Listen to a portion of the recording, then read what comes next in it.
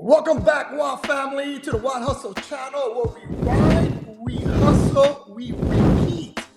Today I'm super excited because I have a creator that has been doing a phenomenal job in the e-bike world. He is not only a creator, but he's someone that has inspired a lot of people like myself, like Andy, aka Raspy Rides. And without further ado, let me introduce you to Jay, aka JB360. JB, tell us who you are and what you're about.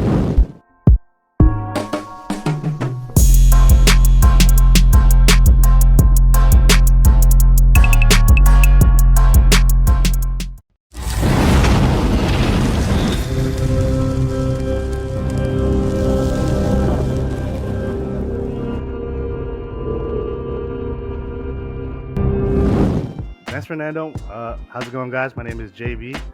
I've been doing YouTube for about close to 3 years now, probably 2.5 to 3 years. And my channel is mainly, I do a lot of like e-bike builds, scooter builds. I also review, some of the a lot of the like e-bikes, the popular ones for in the industry, as well as scooters. And that's mainly my channel.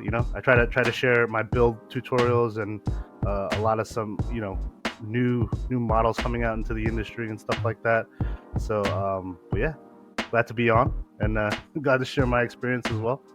I'm super excited about this show. I think a lot of you guys are going to really enjoy. We were off camera talking about some of the stuff that's going on in the e-bike industry. We're going to talk a little bit about safety, but just to give you guys a quick rundown, the show's going to go as follows, right? I may not hit all topics due to time restraints, but I want to go back and give you guys a little bit of history on JB. We're going to talk a little bit about his channel, his branding. We're going to talk about e-bikes and gear. We're going to talk about the hustle, right? This channel is all about hustling. We're going to talk about the hustle of e-bikes, how to build a brand, and or if you're looking to get into gig work, we'll touch a little bit on that. But majority of this channel is just for you guys to get to know JB if you don't already know him. Because I think, especially if you're interested in e-bikes, I think you're going to be very inspired by his story, what he's done, and let me begin. Let's go back in time, JB, and tell us what actually got you started with e-bikes and PEVs. Yeah. So, oh man, dude, this is probably back. I think during COVID, probably 2020, I would say. I bought my first scooter. It was a Nan Robot D6, and I used to think it was like the fastest thing on the road, man. I would ride this thing at night, do night rides, just like solo and stuff like that. And like 40 miles an hour at that time was just kind of like, it was insane, for a scooter. And I've always been into I've always been into PEVs just from that point on, just because of how efficient they are, and you can just go on the bike lane and just like bypass all the traffic and stuff like that. It was awesome, and it's funny. I started out with the D6, and then it didn't last too long, probably about like 3-4 months, because the battery that was equipped with it was just so bad. It was like no offense to Nandroa, but they changed now. They're a little bit better. The battery was just so bad. It lasted maybe about like 15 miles on like the highest mode. And I remember one time I was banking a turn and the bike just shut off. Like the BMS kicked in, and it was just like I just fell to the floor. And I was like, okay, I'm getting rid of this thing. That's it. I don't want to have anything to do with e-scooters. And then probably like a month later, I actually started getting into e-boards and started riding that, to work in the city when I think COVID started kind of lifting and everyone was getting back to work.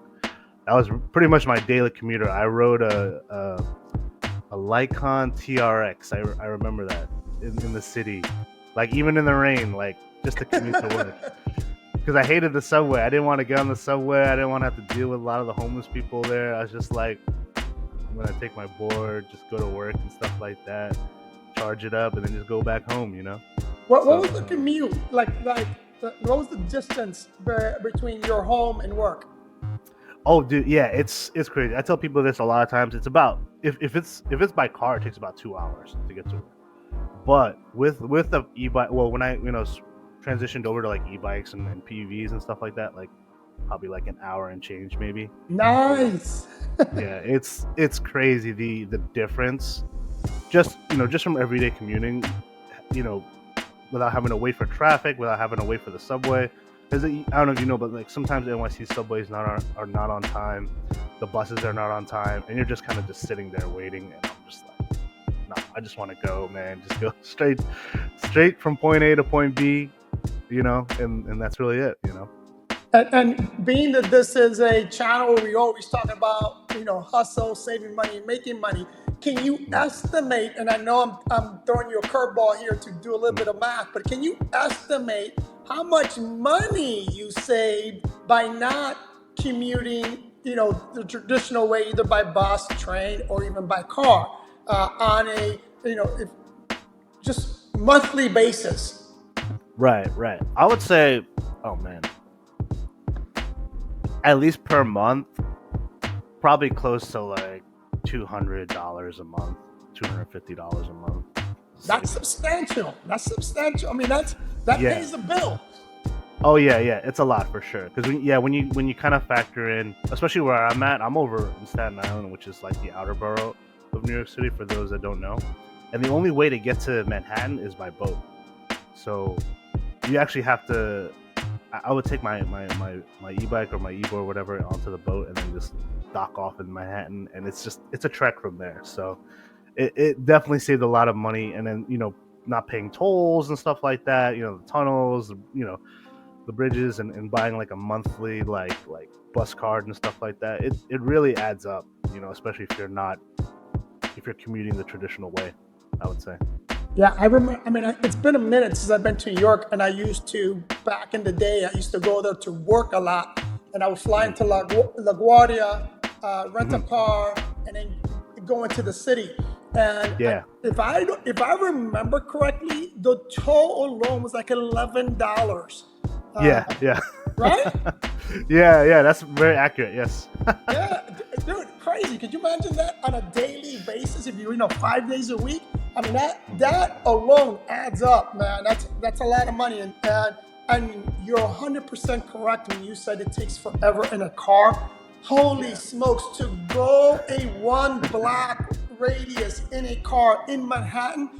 It's insanity. It takes forever. I'm like, forever. I can walk faster than I can do that in a car. It was insane. Okay, so you got that first scooter. That scooter gave you the bug of e-bikes. Like, what happened next? Like, what was the next major move you made? So yeah, long story short, I started getting into e-bikes shortly after with the e-board, because it was kind of like the roads in New York City are pretty treacherous, from speed bumps, to like potholes. It's really like you need something with like suspension, right, in New York City. And I got into e-bikes, mainly aerial rider, just like I think everyone else at the time was like aerial rider, Super 73, juiced bikes. You remember Juice, RIP to juice bikes. No, and it was like those were the choices for a lot of like budget commuters, and the X Class was the one that stood out to me. It had that sort of cafe racer look, and it was my first e-bike. So I was like, if it's gonna be the first one, like it's gonna be this one. The thing looks awesome, goes like over 30 miles an hour. It's perfect. And then like I would say, it's funny. Probably about 2 months in, I was like, man, if this thing can go a little bit faster. Maybe I think this thing would be awesome. Like this would be like the perfect like little like motorcycle kind of type thing like for the city. So I actually hit up. You probably heard it from Andy too. I hit up Sal. Oh, Sal from Lithium Batteries. Sal from E Street Bikes. Oh, E Street Bikes. So right. He's not around as often right now. But he sold the kits for like the X Class. And it was basically everything, from the controller to the battery to the motor. It was all like packaged in one. And I just was like, dude, like, what could we do to to kind of, you know, like kind of, you know, modify this and just kind of make this thing go, you know. And it was just like, he's like, I got you, man, you know, just come to my warehouse, you know, we'll put it together.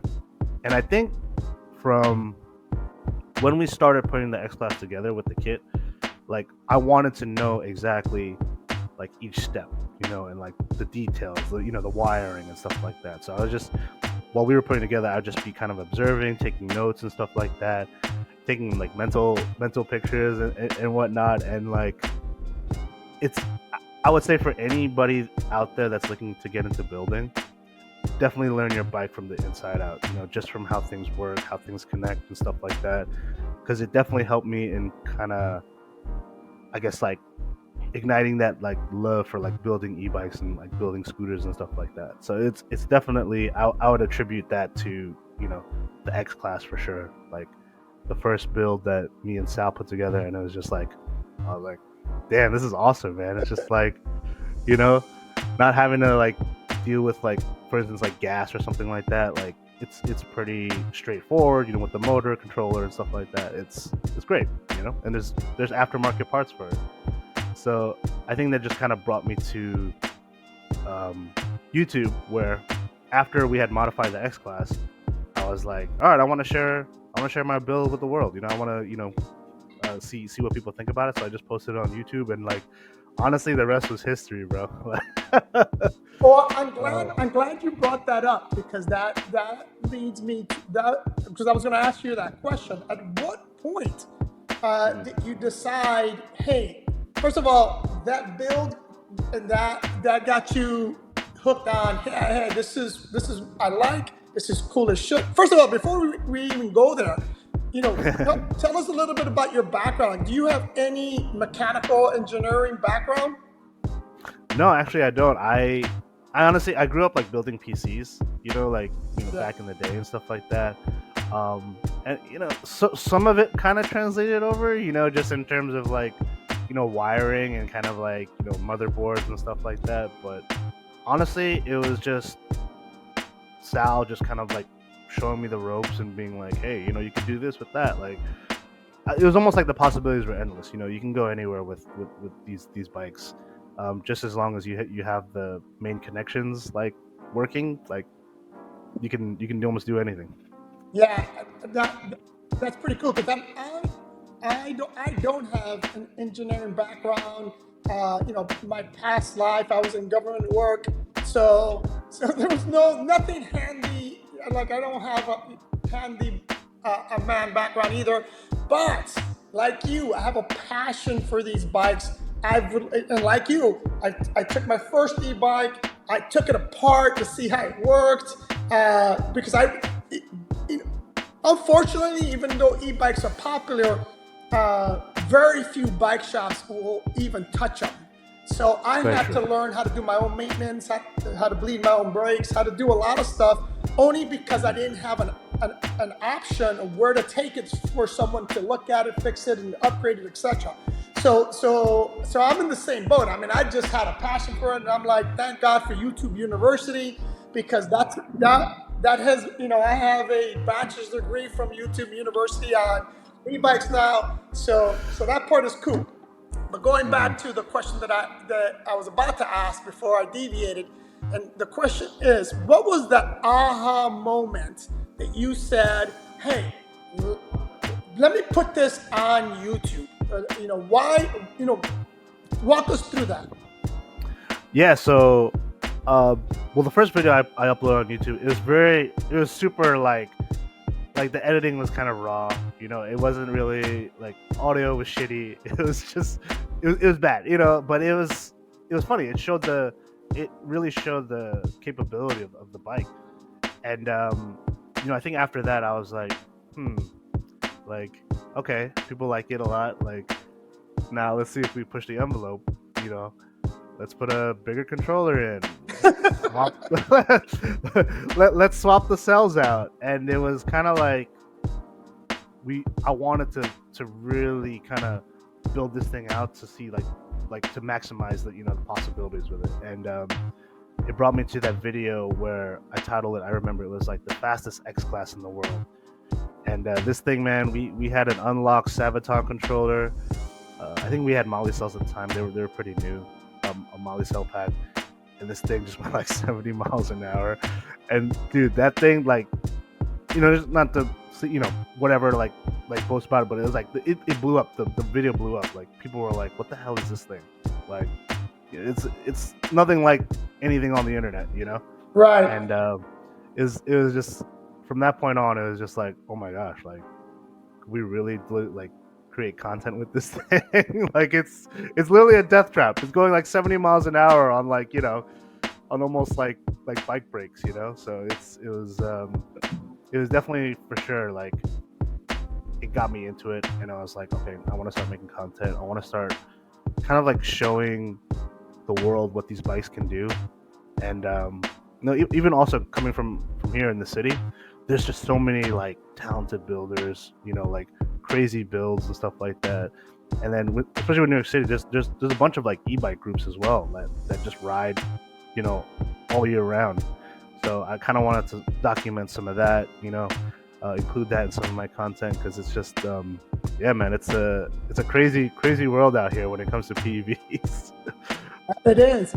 Now sticking to that moment, like, what, that video was your first video that blew up and you said, oh my God, I have something here, right? Yeah. Yeah. Okay, it was definitely, yeah. And then prior to that, same thing with YouTube and editing. You didn't have a background of content creation, or did you? No, I mean, I did video editing in high school. I mean, in college, and it was, it was cool. I was like, I was comfortable with it.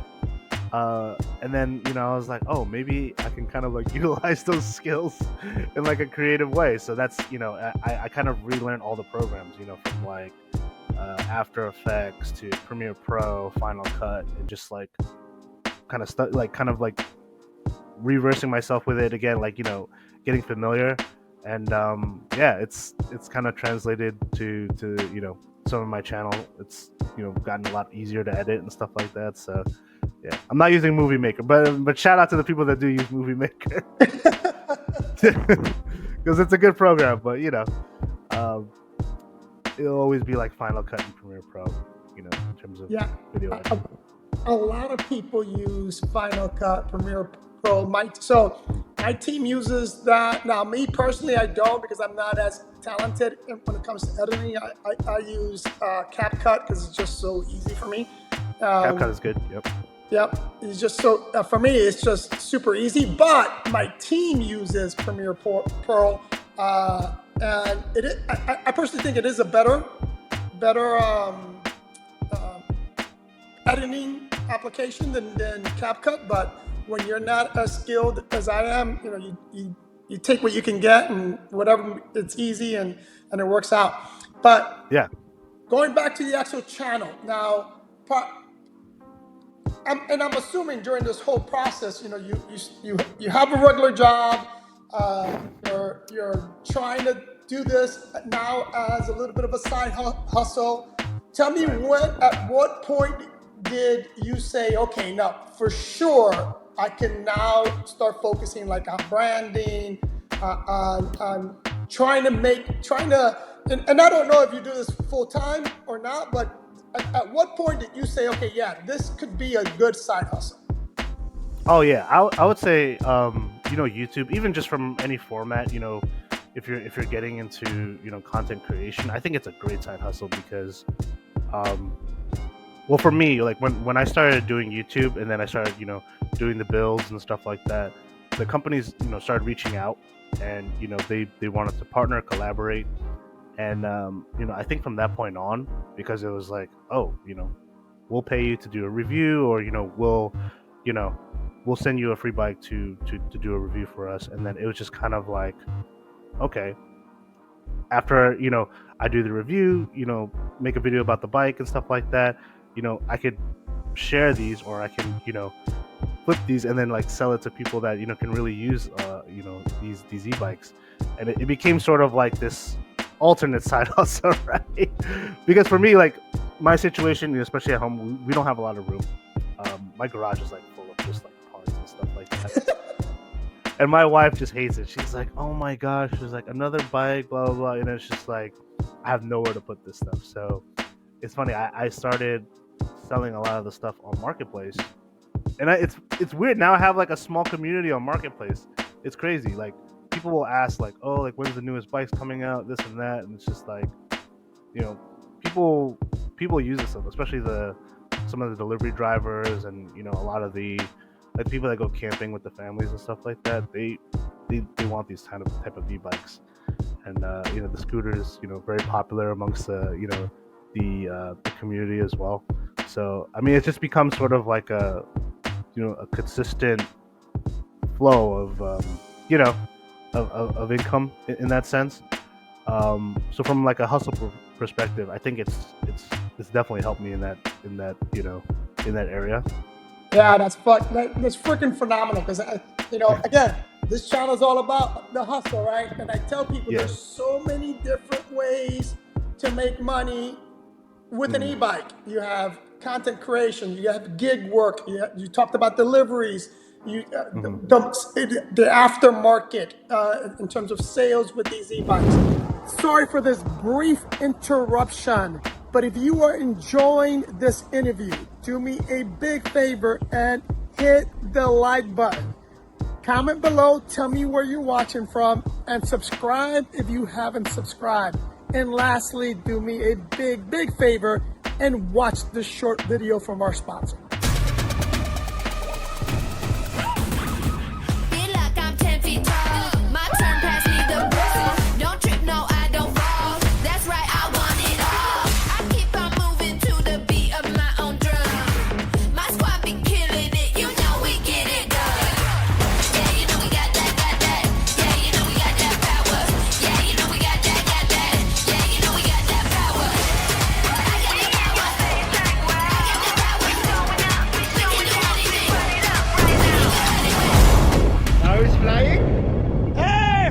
Awesome! You guys gotta try this.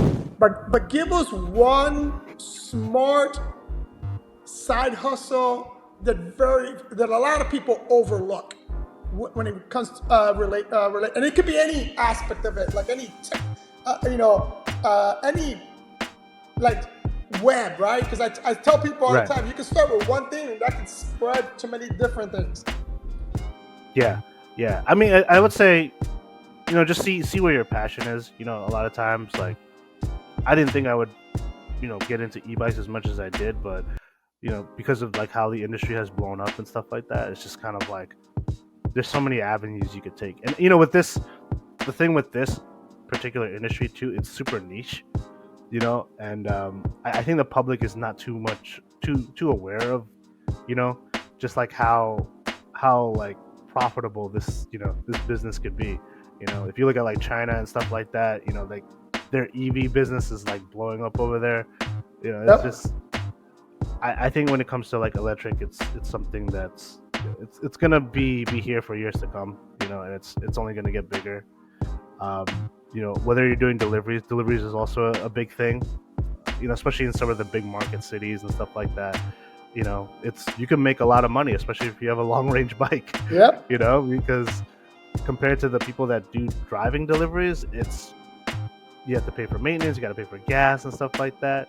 With e-bikes, it's just, you know, you're maintaining your battery, right? You're maintaining, you know, typical bicycle maintenance. You know, it's super minimal compared to that of a car. So, you know, I think in terms of this avenue, this, you know, electric space, you know, I think it's super profitable in that sense. No, it is, and like I said, there's a need, right?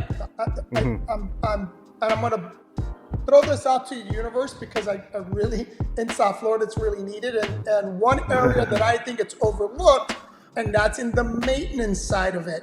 You know, if you have any kind of skill and you dedicate it to e-bike repairs, e-bike builds, there's definitely a market for that. So, you know, I've contemplated multiple times of opening one, you know, a repair shop myself. My only current issue is time. I run several companies, and I'm just so overwhelmed. And the moment I mention it, my wife's like, "You are not doing that.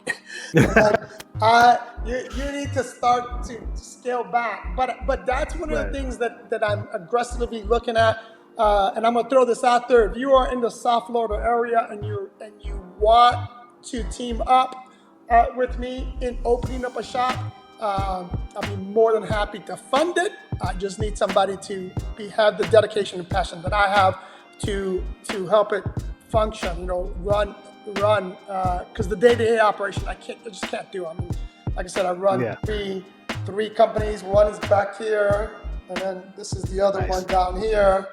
You got your hands full, man. Yeah, your hands full for sure. I got a lot going on, but I appreciate you sharing that, because I think that's good. And I want to kind of talk a little bit more about the community, the brand, and content strategy, because you navigate some of the craziest streets around, right? New York City is unique, just to say that. So how do you decide what kind of videos to make? Yeah, honestly, it's pretty go with the flow type of style. I think sometimes if I have a build that I'm working on, I'll do maybe 2 or 3 videos kind of leading up to the final part of the build. Or if it's sort of I have a lot of reviews, I'll kind of focus on that, but a lot of times I don't want to kind of oversaturate with too many reviews, so I'll break it up with group rides and stuff like that. Certain build aspects, type of videos. So yeah, it really depends, honestly. I've seen the most success, I think, with probably of course, everyone loves the high-speed videos. Everyone wants to see me going 90, 100 miles an hour. But, I'm glad that my audience does still appreciate, a lot of the review videos that I do, and, some of the, the tutorials and stuff like that, the DIY stuff. But yeah, it really, it depends a lot of times. I have 2 builds that I haven't kind of announced yet, sort of announced, but that's gonna be probably a month long, 2 month long content just dump, but yeah, it varies honestly. Yeah, so my channel mimics a lot of your channel, because mine varies as well, and there's people like Scott Hardesty who focus solely on reviews. He once in a blue moon, he'll throw a video out where he rides from Chicago to his cabin in Michigan. And then recently, he started doing these type of interviews to change his channel. But his channel is all reviews, just like Tell Happy, Matt from Tell Happy TV, all reviews, right? E-Bike Guy is all about builds, right? So your channel is a mix of everything, right? You do commute guides, you do. So if you were forced to narrow it just to one type of content, which one would you want? And also a follow-up question to that is, which one actually resonates the most? And I think you touched on it, but I wanted you to just be clear on that. Yeah, I think if I were to focus on one, if I were just kind of narrow it down, it'd probably be the build videos, honestly. I think for me, it's, and I apologize to my audience too, it's between, having the kid and, the full-time job, it's so hard to get on a consistent basis. I try to post at least once a week. But yeah, I would say the build videos, just because I think people are curious, they want to do it themselves. I feel as though, they want to see sort of the avenues that they can take in terms of, building their bike up and stuff like that. And, I want to share as much knowledge as I can, with people, and answer any questions. I try to answer any questions on YouTube, in terms of build videos. I even tell them just DM me on Gmail and stuff like that. But yeah, I would say the build videos. And then in terms of the ones that resonate most are definitely sort of the final reveal of the build. Like people are actually like kind of like waiting for it and like can't wait to see that mini bike that goes like 80 miles an hour. Like, don't die, please. No. Yes. But yeah, it's fun, man. It's I enjoy doing them. I also enjoy kind of like I do like the community videos, like the group rides, because some people are not aware of like these people that are building, doing other builds in New York City. Like, just to mention a few, like some other creators like Mr. E. He has a couple of builds. I'm sure you're familiar with Mr. E, right? Yeah, I'm trying to get him on the channel. I'm trying to interview him. He's a great one to interview. He's awesome. I would say he's kind of like the king of like group ride videos. Yeah. I don't think there's anyone doing what he does when it comes to like e-bike group rides. And then we have like the crews here in NYC that just have like crazy fast bikes or like like really unique builds, and I want to showcase that and show that through the channel when I can. Did you go to the recent not festival? What do you call that? Expo, the Electrify Expo. Yeah. Yeah, I didn't go this year. This year, but my schedule was pretty crazy. But last year I went and I tried to showcase my my Razor, the 72-volt Razor RSF 650, and it's great. Honestly, if you guys haven't had a chance for any like e-bike or scooter enthusiasts, like Electrify Expo is a great way to like connect to the community. You see a lot of like also small like mom and pop shops there that really like you wouldn't even know that do like repairs or mods and stuff like that. It's a great experience. Have you gone to an expo? I have not gone to that one, but I'm definitely going next year to the New York one. Nice. Definitely, dude. I was, I watched Mr. E's channel, and he was showcasing all the vendors and all the right. people competing. And holy smokes, man! I, like crazy impressed with what you guys are doing up in the Northeast. It is. I don't think anyone in the nation is doing what you guys are doing up in the Northeast, which is crazy to me. And I was going to touch this on later on, but I'll touch it now. And here's why it's crazy to me, because New York is probably, and I'm talking about the city. I'm not talking about where you are because I don't know that too well. But New York is probably the craziest, most restrictive, heavily regulated freaking city in the freaking nation. It just drives me insane. Like their new, 15-mile-an-hour limit law. Like, oh yeah. Now, have you experienced any issues with that? And do you see?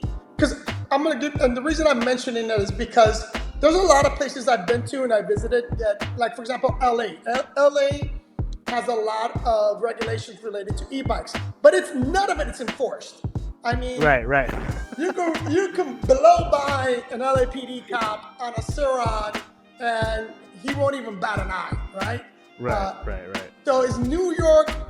Tell me about New York, especially with the new laws and all that. What has been your experience with that? So just to kind of put that out there. So a lot of people are like, oh my gosh, like New York City, 15-mile-an-hour ban on e-bikes. The end of the world is coming. I'm like, okay. First of all, these people that are like saying this are like, they're not from New York. Right. They're going by like these propaganda stories on like Facebook. It's like, so the 15-mile-an-hour limit is primarily for the bike lanes and the bike paths in New York City.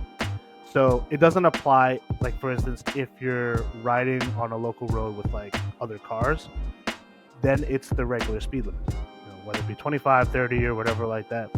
Like a few of us actually talked to the cops in New York City, and they confirmed that too. They said, yeah, don't drive 15 miles an hour on the local road. You're gonna get squashed by like a bus or something like that. They're like, on the bike lanes, 15 miles an hour is the speed limit, but like you mentioned before, especially when you mentioned LA, it's not even enforced. No one's standing there with a radar gun. A lot of times NYPD is on their phones, they're not paying attention, blah blah blah, right? So we haven't seen that type of enforcement yet with e-bikes. They're pretty chill here. If you don't do anything crazy, like I tell this with people, like don't like wheelie or don't like smack like car windows like in front of a cop, because that's gonna get us in trouble. And I don't. I've gotten comments, especially on my channel, like, oh, the way that you're riding, like, it's gonna get things regulated and stuff like that. And first of all, I'm not even like going past red lights. You know what I'm saying? I'm stopping like at the stoplight, at the stop signs and stuff like that.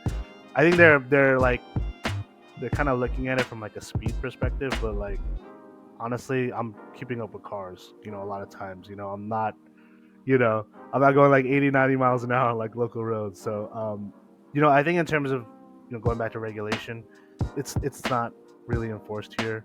And I think also where we differ from California, we don't have a lot of like, I would say, young kids like riding e-bikes. When I say young, I'm talking about like maybe like underage, maybe like 14, 15-year-olds riding e-bikes. It hasn't become that much of a problem here. I think where it's become a problem is the delivery drivers a lot of times. And I hate to say it because they do like kind of blow by the lights. They go like past the stop signs, like almost like clipping like some pedestrians and stuff like that. Listen, I'll raise my hand, bro. I do gig work sometimes, and I'm out there to make money. So I'm going to blow a stop sign. I'm going to blow a traffic light. Yeah. So I'm guilty as charged, Your Honor. But going back to a couple of things that I want to emphasize that you just mentioned, right? I am one of those libertarians that believes that government should stay the hell out of my damn life. That's number one. Right. Number two, I'm one of those people that I never blame the instrument. I blame the person. So if you're an asshole, you should be treated as an asshole. You shouldn't be blaming the bike that asshole is on, because it's not the bike's fault. You leave the bike alone, the bike ain't doing anything, right? So, So we have become a society of wanting to blame everyone but ourselves and take personal responsibility. Hence why when a regulation happens, like right now, and I think it's in Connecticut. And listen, my heart feels for the young lady that got embedded by an e-biker, right? But the e-bike didn't do that to her. It was the freaking driver that did that to her. Rider. Yes, she's on this mission to ban e-bikes, right? Or whatever her mission is, and what her intents are, but it's all related to the e-bike. Lady, it wasn't the e-bike. It was the asshole on the e-bike. So, it just drives me insane that more and more we have lost our freedoms, and more we allow it to happen, instead of saying, no, it ain't, it's the individual, not the instrument. And I'm just using e-bikes at this point, but there's been tons of examples of other instruments that have been labeled as bad guys, and the big one being guns, right? It's our right. We should never, ever, ever give up a right, right?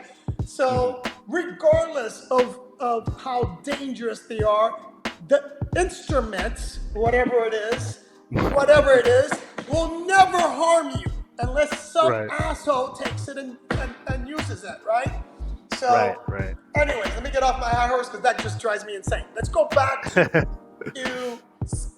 because you mentioned this as well. The cops themselves told you don't ride 15 miles an hour in the streets because you're going to get squashed. Now, what is your opinion on bikes and speeds? Yeah, so this is such a big topic, honestly, and and I know we talked about this earlier too. Like, I think to have an e-bike that can keep up with traffic is pretty important, especially at high speeds where not every area is going to be like New York City, where you're speeding, you're kind of with cars with like 25 miles an hour, 30 miles an hour. There are going to be some instances where there's no bike lane in your area, there's no bike path, and you have to get on the fast road with the bike. Sometimes there's not even a sidewalk, right? And for your bike to be able to do maybe 40 plus, 45 plus is pretty crucial, in riding safe on the road, and these drivers especially, they see you as kind of like these obstacles on the road, and they'll try to ride you off of it just because you're slowing them down, you know. But I say to have the speed to kind of keep up with traffic is super important. You know, and just from a safety perspective too, just merging in with traffic and stuff like that. You know, and like a lot of these e-bike companies, even the ones that do the high-powered ones, like Onyx and, you know, I'm just throwing some out there, like, you know, like Raw and stuff like that, like, you know, E-Ride Pro, like they have modes, they have speed modes, you know, so, you know, I think to be labeled as like, oh, these things go like whatever 50 miles an hour, crazy, like, use these people can dumb down their speed. They're not always going that fast, you know. You know, I think it's important for people to know that too. It's just like it's not all about like the mode 3 sport mode, like, you know, like we have the alternate modes to kind of like, you know, slow it down and you know, not go crazy fast. But I think having the speed there as opposed to not having it is super crucial, you know. Yeah. I can't agree with you more. Yeah. And going back to all manufacturers today, for example, Wired, right, Magician, these are 72 volt bikes that go 50 plus miles an hour, but they come to you as a class 2. So you do have the ability to tame it down. I'm going to use myself for an example. I only keep bikes that go 50 plus miles an hour, right? They got to be fast. But I don't always ride fast. In fact, you know, whenever I do a video, a review video, I do it while I'm door dashing or Uber Eats or doing gig work, right? And the reason I do that is because for me, it really demonstrates the bike's ability to handle the demands of life, right? A lot of reviewers will take it out and do a hill climb, sand test, which is great, so you can see those specific areas. But the question for me and for a lot of people, they're not going to do that, right? They're going to ride it to work, or they're going to go on a trail, right? So that's why I do it while dashing. And every review, at the end of the review, I always go over my numbers. And every single time, my average speed is actually below 25 miles an hour. So I am not riding 50 plus miles an hour all the time. But I, as a delivery driver in an area where there's very few bike lanes and it's open roads, I need to be safe. And the way I'm safe is that when I need to get that bike up to the speed limit so that a car and a distracted driver on his cell phone doesn't run me. Exactly. You know, it irritates me when I hear people complain about that because they don't fully. Number one, it's like you said about people complaining about the laws in New York City. They're not freaking from New York City. Number two, the people that complain about bikes being too fast, too powerful, again, they're looking for blame in the wrong area. And secondly, 99.9% of them never even been on a fast bike. Exactly.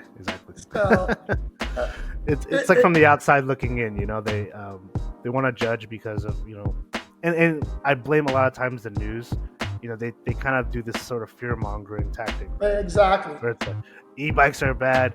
They're going to set on fire. You're going to blow up, this kind of stuff. Like, it's like, they're not from where, you know, they're not from the community. They don't know these bikes, you know, and that's where a lot of the misconception comes in, because a lot of these people are not knowledgeable about, you know, e-bike batteries and stuff like that, or like, you know, how these e-bikes work. It's always like, oh, regulate this, regulate that, you know, like this person's doing a wheelie, like, you know, like regulate everything. It's just, it's gotten out of hand, and I think there's just like a big sort of misconception with us, and it's sad, you know. And I think honestly there needs to be a bit more like how you're doing here. This is like a great format to kind of like showcase that, like, we're not building stuff, you know, just to be like, oh, like F you, F the cops and stuff like that. You know, it's just like, you know, a lot of these people are riding it for leisure, riding it for work commuting and stuff like that. You know, it's not that big, you know, and I think the news outlets make it to be that, you know, that it is.